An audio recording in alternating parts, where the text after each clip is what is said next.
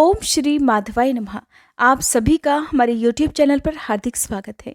इससे पहले की वीडियो को इतना प्यार देने के लिए और बहुत सारे कमेंट्स करने के लिए आप सभी का हार्दिक आभार। मैंने आप सबके कमेंट पढ़े और आज आप रसपान करेंगे कार्तिक मास महात्म्य के अध्याय 13 का।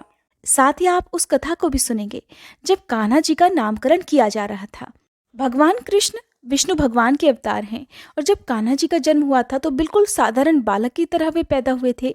विधाता का विधान तो पहले ही रचा जा चुका था और ये सब प्रभु की लीला ही थी कि कान्हा जी ने वसुदेव और देवकी के यहाँ जन्म लिया, लेकिन कंस के भय से वसुदेव ने उन्हें नंद बाबा के घर में पहुंचा दिया। नंद बाबा को भी इस बात का नहीं पता था कि स्वयं भगवान विष्णु के रूप में कान्हा जी उनके घर में प्रकट हुए हैं। कान्हा जी का साधारण बालक की तरह नामकरण किया जाना था, लेकिन जब उनके घर में नामकरण कराने के लिए जो पंडित जी आए वो जान गए कि ये कोई साधारण बालक नहीं, ये तो साक्षात श्री विष्णु का अवतार है। तब कान्हा जी ने उन्हें आंखों ही आंखों में जो घूरा था उसका बहुत अद्भुत सुंदर वर्णन आज की इस कहानी में आप सुनेंगे। साथ ही क्योंकि आज गोवत्स द्वादशी भी है, भगवान कृष्ण का गौओं के प्रति प्रेम तो आप सभी जानते ही हैं। जब पहली बार कान्हा जी ने गौवें चराई थी तो उस समय जो परंपरा जो रस्म निभाई गई थी बहुत सुंदर थी। उसका वृतांत भी आज मैं आपको सुनाने का प्रयास करूंगी। हो सके तो इस वीडियो को आप भरपूर प्यार दीजिएगा। जिन्होंने आज तक एक बार भी कथा सुनने के बाद वीडियो को लाइक नहीं किया है तो आपसे अनुरोध है कि प्लीज़ आप लोग भी आज इस वीडियो को लाइक कीजिएगा। इससे पहले के वृतांत में आपने सुना था कि किस प्रकार देवर्षि नारद ने राजा पृथु को सभी वेदों के बारे में बताया जो कि समुद्र में जाकर छिप गए थे। अब अहोई अष्टमी पूजन और एकादशियों, कार्तिक मास और प्रयागराज की महिमा का वर्णन सुनने के बाद महाराज पृथु ने देवर्षि नारद से कहा, हे देवर्षि, आप अब भक्त वत्सल भगवान की पूजा का विधि विधान बतलाने की कृपा कीजिए। तब नारद जी बोले, हे राजन, एक पुरातन इतिहास कहता हूं, सो ध्यान लगाकर सुनो। अत्यंत प्राचीन समय की बात है। कांतिपुर में चौल नाम का एक राजा राज्य करता था। उसके राज्य में समस्त प्रजा सुखी थी, कोई भी दरिद्र, पीड़ित या दुखी नहीं था। राजा के नाम पर उस देश का नाम चौल देश रखा गया। एक बार वह राजा मूल्यवान मणिमुक्ताओं द्वारा भगवान की पूजा करके वहीं मंदिर में बैठा हुआ था। उसी समय विष्णु शर्मा नामक एक ब्राह्मण ने आकर तुलसी दल और जल से भगवान की पूजा की। उसके तुलसी पत्रों से राजा की पूजा के मणिमुक्ता आदि ढक गए। ये देखकर राजा ने क्रोधित होकर ब्राह्मण से कहा, हे विष्णु शर्मा, तुमको पूजा का कुछ भी ध्यान नहीं है। मणिमुक्ताओं से की गई मेरी पूजा की शोभा को तुमने तुलसी दलों से ढककर समाप्त कर दिया है। राजा के अहंकार में भरे हुए ये कटु वचन सुनकर विष्णु शर्मा ने कहा, हे राजन, अभिमान के वशीभूत होने के कारण आप भगवान की पूजा के बारे में कुछ नहीं जानते। ब्राह्मण के ये वचन सुनकर राजा और भी क्रोधित हो गया और कहने लगा, हे ब्राह्मण, तुम दरिद्री हो, इस कारण तुम भगवान की पूजा को क्या जानो? क्या तुमने कभी भगवान का कोई मंदिर बनवाया या कोई यज्ञ आदि किया? अगर यही बात है तो मैं देखता हूं कि भगवान की भक्ति करके पहले तुम स्वर्ग में जाते हो या मैं जाता हूं। ऐसा कहकर राजा ने गुंगल ऋषि को आचार्य बनाकर बड़े बड़े यज्ञ आरंभ कर दिए। साथ ही ब्राह्मणों को बहुत सा द्रव्यदान देने लगा। परंतु विष्णु शर्मा सदा की भांति माघ और कार्तिक मास के व्रत, तुलसी वनों का रोपण और ओम नमो भगवते वासुदेवाय मंत्र का सतत जप करते हुए भगवान की पूजा अर्चना करता रहा। वह उठते बैठते चलते फिरते हर समय भगवान का स्मरण और कीर्तन करता रहता था। कार्तिक मास में एक दिन उसने जैसे ही रसोई तैयार करके रखी कि कोई भोजन उठाकर ले गया। इसके बाद तो उसने व्रत भंग होने के भय से पुनः रसोई ही नहीं बनाई और भगवान का भजन करते हुए भूखा ही सो गया। दूसरे दिन फिर रसोई बनाई, फिर भोजन परोसा। जैसे ही भगवान को भोग लगाने लगा कि फिर कोई भोजन उठाकर ले गया। लगातार 7 दिनों तक ऐसा ही होता रहा और इस प्रकार विष्णु शर्मा को निराहार 7 दिन बीत गए। विष्णु शर्मा अब भूख के मारे अत्यंत व्याकुल हो रहा था, परंतु सत्संग का समय भंग ना हो जाए इस भय से उसने किसी भी दिन दूसरी बार रसोई तैयार ही नहीं की।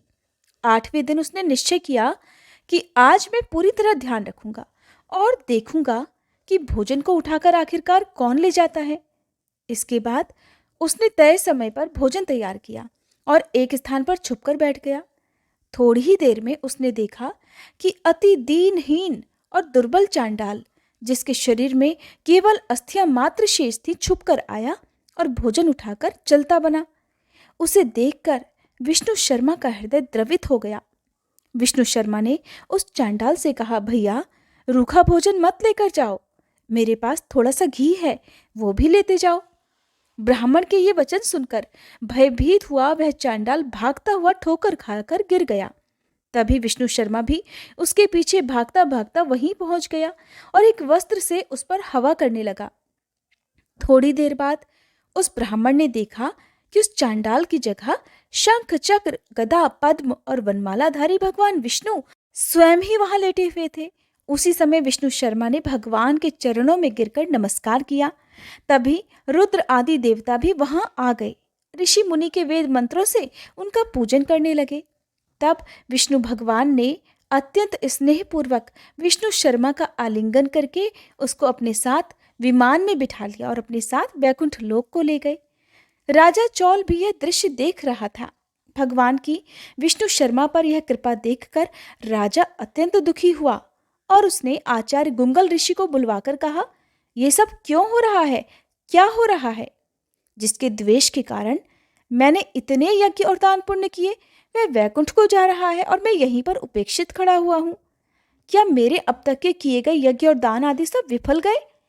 इससे तो यही सिद्ध होता है कि भगवान यज्ञ आदि से नहीं, केवल भक्ति से प्रसन्न होते हैं। आजीवन ब्रह्मचारी रहने के कारण राजा की कोई संतान भी नहीं थी, इसलिए अपना संपूर्ण राजपाट, धन संपत्ति आदि अपने भांजे को सौंपकर कि भगवान मुझे स्थिर भक्ति प्रदान करे, ऐसा कहते हुए राजा यज्ञ कुंड की अग्नि में कूद गया। यह दृश्य देखकर गुंगल ऋषि ने क्रोध में आकर अपनी शिखा उखाड़ ली। तब से अभी तक चौल देश में भांजा ही मामा का उत्तराधिकारी होता है और गुंगल गोत्र के ब्राह्मण आज भी शिखा अर्थात चोटी नहीं रखते। चौल राजा के अग्निकुंड में गिरते ही भगवान ने प्रकट होकर अग्निकुंड में ही उसका आलिंगन किया और उसे भी अपने लोक को ले गए। बैकुंठ में भगवान विष्णु ने विष्णु शर्मा को पुण्यशील और चौल राजा को सुशील नामक देकर अपना द्वारपाल बना लिया। अब इस प्रकार वे दोनों हर समय श्री हरि के निकट ही रहने लगे। नारायण नारायण। आज का अध्याय समाप्त हुआ। अब सुनिए भगवान कृष्ण की कहानी। जब वासुदेव जी ने एक टोकरी में रखकर कान्हा जी को गोकुल में पहुंचा दिया, तब वासुदेव जी की प्रेरणा से कुल पुरोहित गर्गाचार्य जी गोकुल में पधारे। नंद बाबा यशोदा जी ने बड़ा आदर सत्कार किया और वासुदेव देवकी का हालचाल पूछा और उनके आने का कारण पूछा। तो गर्गाचार्य जी ने बतलाया कि पास के गांव में एक बालक ने जन्म लिया है, मैं वही नामकरण के लिए जा रहा हूँ। बस रास्ते में आपका घर पड़ा तो सो आपसे मिलने के लिए चला आया। ये सुनकर नंद बाबा और यशोदा मैया ने अनुरोध किया कि बाबा, हमारे यहाँ भी तो 2 बालकों ने जन्म लिया है, आप उनका भी नामकरण कर दो। गर्गाचार्य जी ने मना किया कि तुम्हें है हर काम जोर शोर से करने की आदत। कंस को अगर पता चल गया कि तुम्हारे यहाँ बालक हुए हैं और मैंने नामकरण करवाया है, तब तो वो मेरा जीना मुहाल कर देगा।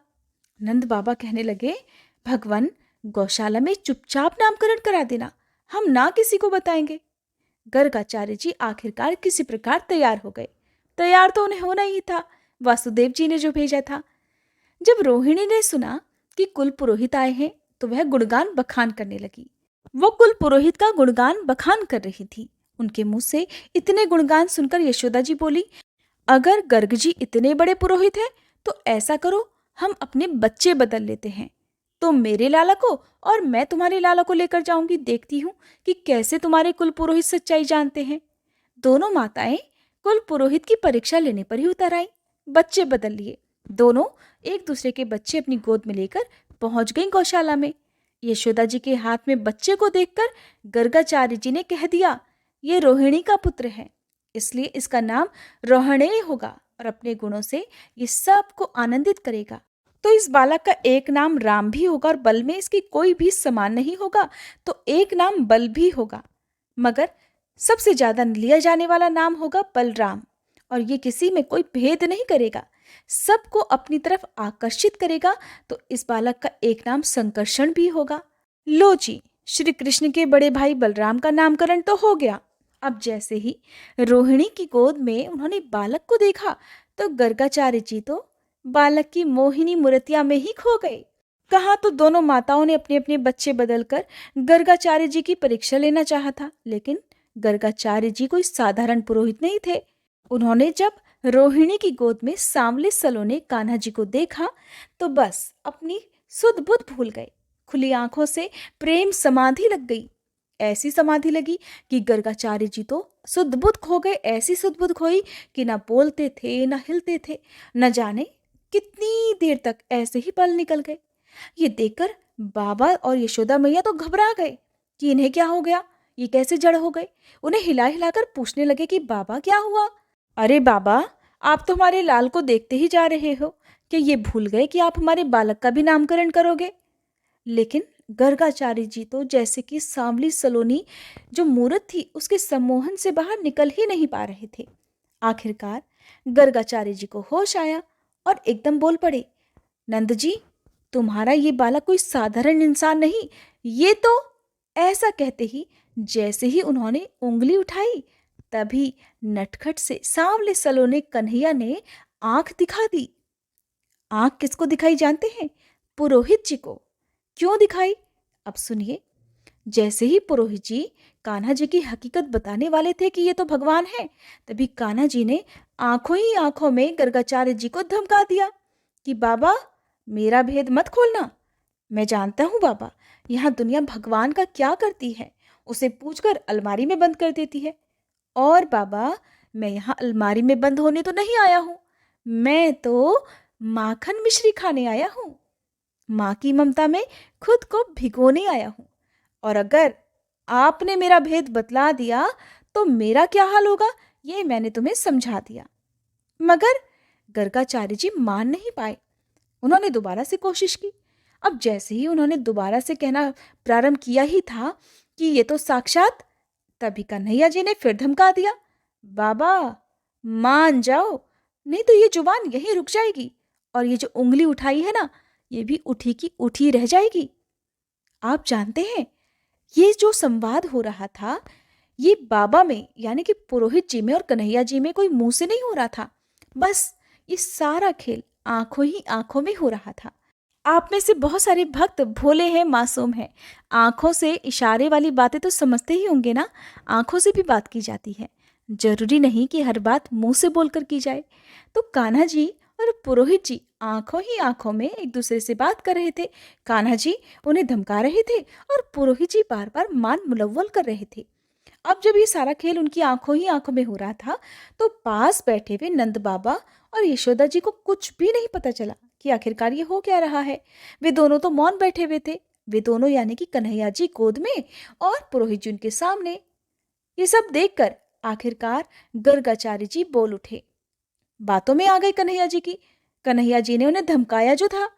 कन्हैया जी कहने लगे थे कि गर्गाचार्य जी, अगर आपने मेरा नाम बता दिया, अगर आपने मेरी सच्चाई बता दी तो मैं आपकी दाढ़ी के बाल नोच डालूंगा।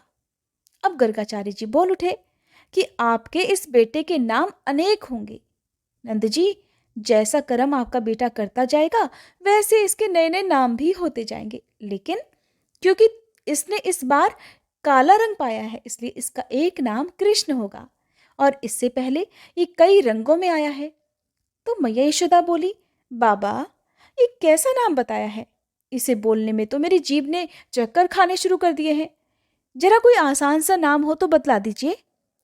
अब गर्गाचार्य जी कहने लगे, अच्छा यशोदा जी, तब तुम इसे कन्हैया, कान्हा, किशन, किसना कह लेना।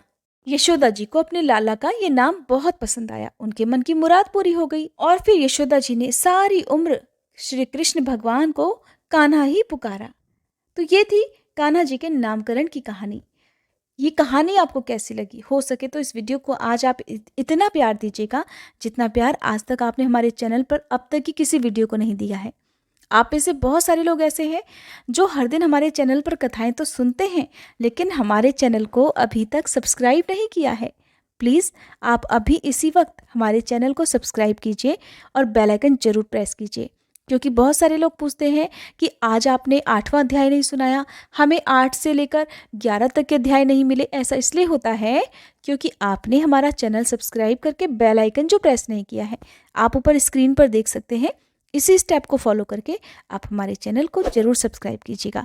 और क्षमा चाहती हूँ, वीडियो बहुत ज़्यादा लंबी हो गई है, तो जो गौचारण की एक सुंदर सी कहानी है वो मैं आपको अगली वीडियो में ज़रूर सुनाऊंगी। उम्मीद करती हूँ आप अगली वीडियो का इंतज़ार भी ज़रूर करेंगे।